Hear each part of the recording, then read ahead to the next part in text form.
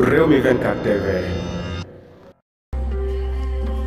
communiqué bi El Malick Ndiaye moo ko publié ci page Facebook am mu ciy wax ne ñun nañu focus ci li nga xam ne mooy sunu campagne électorale bi ñu jëm fas yéene gagné élection yi ndax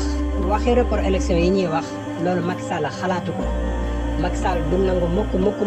ñu koy dugal ci loolu noonu njaaxum ko benn report élection nekkul lu mën a nekk kenn da koo xalaatul sax Macky Sall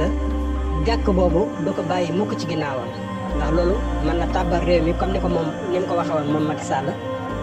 bu fekkee dañoo reporté élection yi moom Macky Sall nee na woon loolu mën a tàbbal ci réew mi ci kaawoo mën a tàbbal ci réew mi ci njaaxum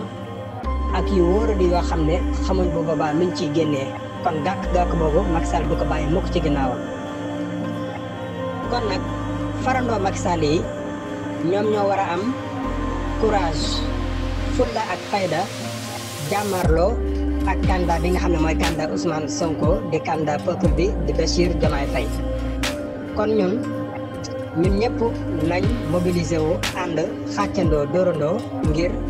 sunu candidat bi jël ndam li dès le premier tour di Bassirou Diomaye Faye